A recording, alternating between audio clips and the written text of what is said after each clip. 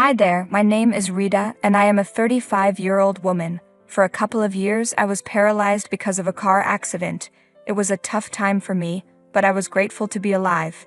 The accident opened my eyes to the true colors of my husband at the time, Sam.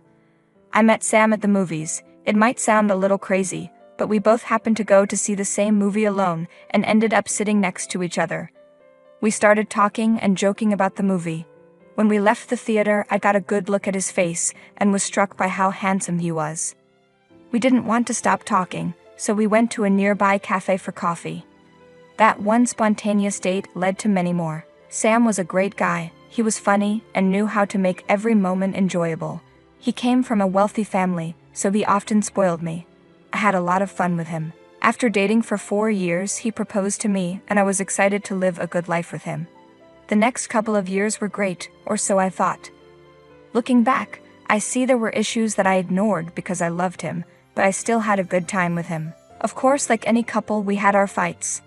One day, during an argument, we got into a car crash. I don't remember what we were arguing about, but I do remember that we were yelling at each other. In a moment of anger, while driving, Sam pulled out his phone to send a text. He took his eyes off the road and lost control of the car. The next thing I knew, we were driving into a divider, and then I blacked out. When I woke up, I saw Sam sitting by my side, looking beat up. It turns out I had been in a coma for about 2 weeks. My parents had also been taking turns sitting by my side, although there was some tension between them and Sam. I guess he had told them the truth about what happened. The first thing I noticed was that I couldn't feel my legs. I panicked, and the doctors rushed to do some tests. They told me I was going to be paralyzed. I was devastated and inconsolable for a while. I felt like my world was ending. I stayed in the hospital for a few more weeks before I was sent home. I was still taking medicine for my other injuries, and the meds made me feel sleepy. I needed a lot of care, and Sam was barely there for me. I tried not to let it bother me, but it did. I spent a lot of time in the bedroom, and one day I wanted to sit in a living room to watch TV. When Sam got home from work, I asked him if he could carry me to the couch. "Hi, my love, how was work?" I asked. "It was so tiring. I just want to take a hot shower and relax," he replied. "You go do that, but before you do, could you carry me to the couch so I can watch some TV?" I asked. "Are you serious? Does me being tired mean nothing to you?" He snapped. "I'm sorry, I didn't mean to," I said. "You didn't mean to? You always make things worse for me," he shouted. "I'm sorry, I just feel like I'm going insane because I'm always stuck in here. If it was such a big deal, you could have just said no," I said. "Whatever. I can't do this anymore," he said.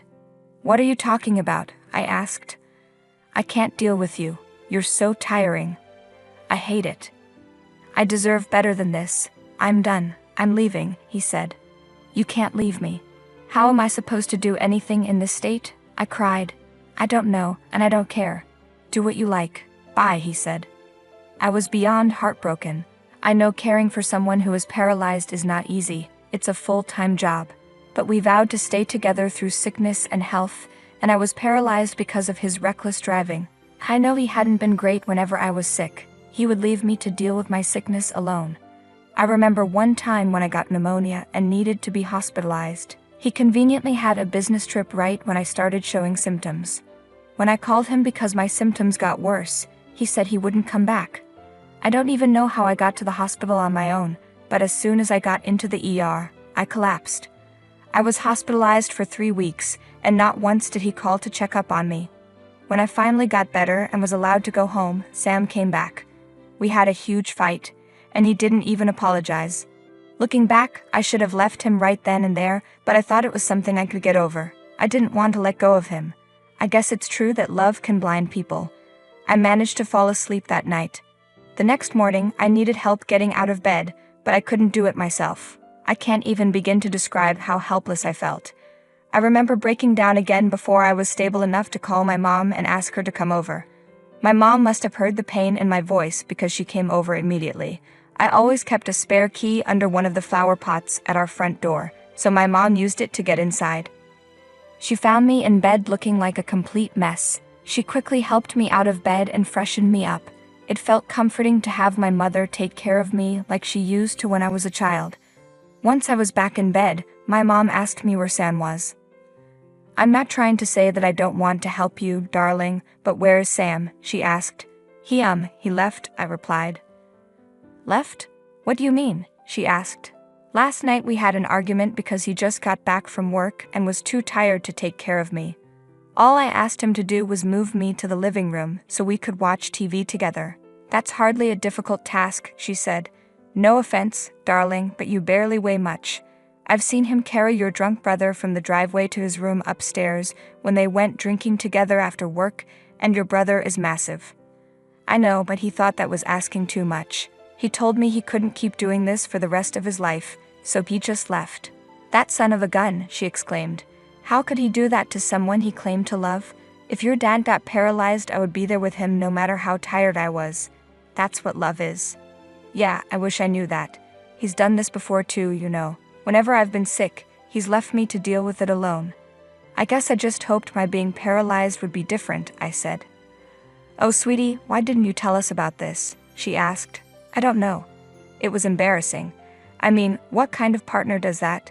Besides, I loved him too much to leave or talk bad about him, I explained.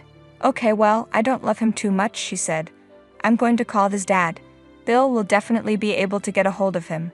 Let's see what happens. Of course, she didn't do that right away. I was still her first priority. She made me food and helped me bathe. She helped me get into the living room, where we spent time watching reality TV and just enjoyed being together. My medication made me feel sleepy, so sometime in the late afternoon, I fell asleep on the couch. When I woke up later that night, my mom had dinner ready for me. While we ate, she told me she had called Bill and told him about what Sam had done. Bill promised her he would take care of it, but he asked if it would be possible to invite Sam over so he could talk to him in front of us. I didn't know what Bill had in mind, but I knew that Bill loved me and considered me to be like his own daughter, so I was sure he would give Sam a piece of his mind. I wanted to be there when it happened, so I told my mom that Bill was welcome to handle things however he wanted. About a week later, I saw Bill. By this time, my mom and dad had moved in with me. My dad was angry and ready to confront Sam, but my mom and I convinced him to let Bill handle it instead. When Bill came over, he apologized for Sam's behavior. He said, Rita, I'm so sorry for everything Sam has done. I talked to him the other day and found out that this has been a recurring issue in your relationship. I'm really sorry about it. My dad replied, we appreciate you coming here and apologizing, but my wife and daughter have told me you're going to do something about it. If you don't, I will find Sam and deal with him myself. Bill reassured us, saying, I have plans, but you're also free to do what you feel is necessary. First, I'm disowning him. This is not the son I raised. Second, I will personally cover all of Rita's medical treatments. I'll make sure she can walk again if it's the last thing I do. I was deeply touched. Bill, that means so much to me. Thank you from the bottom of my heart. I'm so grateful to you. Bill responded, you deserve better than Sam. I was going to send him money to help you get better, but I'm glad I didn't, because he would have probably spent it on himself. My dad added, thanks a lot, Bill. We owe you. Bill shook his head. No. If anything, I owe Rita for putting up with Sam. There's one more thing I'd like to do. If it's okay with you, I want Sam to come over this weekend because I want him to see what happens. We agreed, and Bill added, Rita, you have your first appointment with a new specialist tomorrow. I'll send someone to pick you up and drop you off. Don't worry about a thing, I'll take care of you. After Bill left, my parents and I were speechless. How could a man as kind as Bill have raised someone like Sam? My life was about to change again, but this time it was for the better. I was, and still am, so grateful to Bill for everything he did for me. The next day, my mom went with me to the doctor. After some tests, the doctor told me that my injury was treatable. He referred me to the best physiotherapist and told me to start therapy as soon as possible. I was so happy to hear this that both my mom and I burst into tears of joy. I was going to be able to walk again and feel my legs. When we got home and told my dad, it was the first time I saw him cry. We were all so happy. The rest of the week, I went to physiotherapy. The therapist said it would take a couple of years to relearn how to walk, but I was okay with it as long as I could walk again. It was tiring and tough, but I knew I had to keep going to get better. Finally, the weekend arrived, and I waited nervously for Sam and Bill to show up. Bill had told us he threatened to fire Sam if he didn't come over and apologize, but Sam didn't know Bill would be there too. When Sam arrived, I have to admit, I wanted to yell at him. I wanted to hurt him as much as he hurt me, but I let Bill handle it. My parents just glared at Sam as he walked over to me, trying to start a regular conversation. "Hey Rita," he said. "Hey Rita? Is that all you have to say? You left me for almost a month, and this is all you have to say? What are you even doing here?" Sam tried to brush it off. "Don't make this hard, Rita. You made it hard when you were texting and driving, and then you left me all alone, knowing I couldn't take care of myself." Sam sighed. "See, this is why I can't take care of you. You're always nagging and making me feel bad." "I make you feel bad? Since when? You've never once taken care of me." "Again, see? You always do this. Do you think I don't feel bad?" "No, I don't think you do. If this is your way of apologizing, it's sad." "Whatever, I tried to apologize, but you're being difficult. I did my best. I'll just leave now." I couldn't believe this was the man I married. Had he always been this heartless? I felt a lump in my throat and my eyes started to tear up. My heart hurt. Bill had to threaten him to even come back, and yet he didn't even try to apologize. He just blamed me again. Did he really not care about me at all? I looked at my parents and they looked just as shocked as I was as Sam turned to leave. I saw my dad snap out of his shock and rush toward Sam. Before Sam could react, my dad turned him around and punched him square in the nose. Sam yelled in pain, hunching over, and started screaming at my dad, but my dad just stared at him blankly. My mom rushed over to check my dad's hand to see if he was hurt, which, thinking back, was kind of funny. She was more concerned about my dad's hand than Sam's pain. While we were all caught up in what happened, we didn't notice that Bill had walked in. He took one look at Sam's bleeding nose and my dad's bruised knuckles and seemed to figure out what had happened. My parents eventually noticed Bill, and when Sam saw them looking in Bill's direction, he looked up too.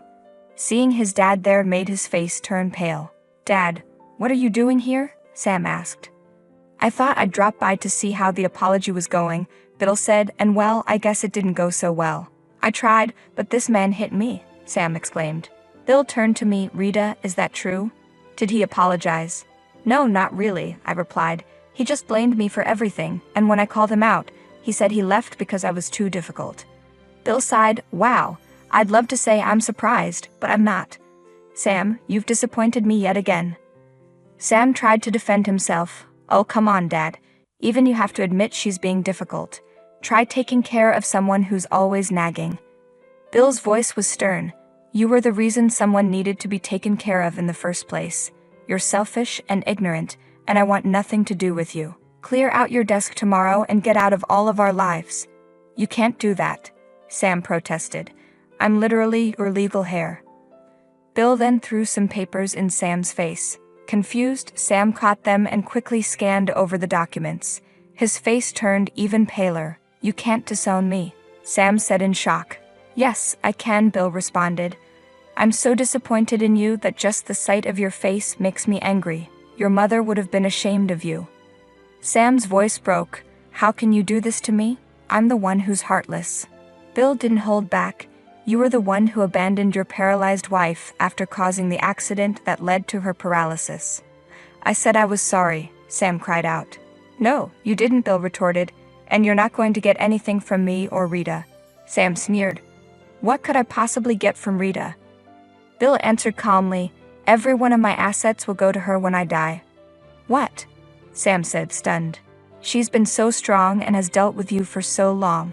It's the least she deserves," Bill explained. Sam turned to me in anger. "This is all your fault, Rita. You just had to open your mouth. Now look at what you've done. Are you happy?" "I am," I said firmly. "I am very, very happy. You deserve nothing less than this. Now get out of my house." Sam tried to argue, but none of us listened. Eventually, he stormed out, yelling curses at us as he left. Once he was gone, I finally breathed a sigh of relief. My nerves started to settle down, and I turned to Bill. "Are you serious about transferring all your assets to me?" I asked, knowing that Bill's assets were worth millions. He nodded. "I am." I was shocked but also incredibly grateful. I tried to tell him he was going too far, but he assured me I deserved it. He also told me there was an opening in his company and that the job would be mine if I wanted it. He said I could work from home until I was able to walk again. Needless to say, I was a mess of tears, overwhelmed with gratitude. Over the next 3 years, I officially divorced Sam and stuck to my therapy. In 2 years, I was able to walk again, though my legs still felt weak if I stood too long. But after another year, I was more than healed. I took up Bill's offer and worked at his company. I found myself enjoying life for the first time in a long while. I was doing well in every aspect of my life, and nothing could bring me down. As for Sam, I happened to run into him at a grocery store. He looked haggard, very skinny, and like he hadn't slept in a long time. He recognized me, and I tried to walk away, but he approached me. "You can walk?" he asked, shocked. "Yeah, it took a while, but it turned out that my condition was curable," I replied. "So you lied to me? You stole everything from me and made me look like a villain for nothing," Sam accused. "Sam, you did that to yourself," I said calmly. "If after all these years you still don't understand what you did wrong, you're beyond help." Sam's voice softened. "These years have been nothing but a struggle. Look at me. I'm constantly tired and all alone." "I would care, but I can't bring myself to," I said, unfazed. "My dad was stupid to give you everything," Sam muttered bitterly. "Oh, but I'm the one working harder than you and actually growing the business," I countered. "In fact, just yesterday, your dad was telling me how smart it was to hire me in your place." "It doesn't matter," Sam said, trying to regain control.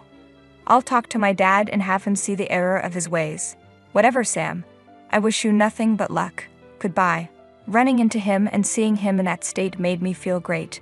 He finally got what he deserved. It's sad that he still thinks he's right, but that's no longer my concern. Now I just plan on living my best life, surrounded by people who actually care for me. I'm done making excuses for people, and I've learned my worth. I hope that everyone listening will take a page from my book and realize that your worth is always more than being treated like trash. Always stick with those who are there for you at your lowest, because they'll be the ones who soar with you at your highest.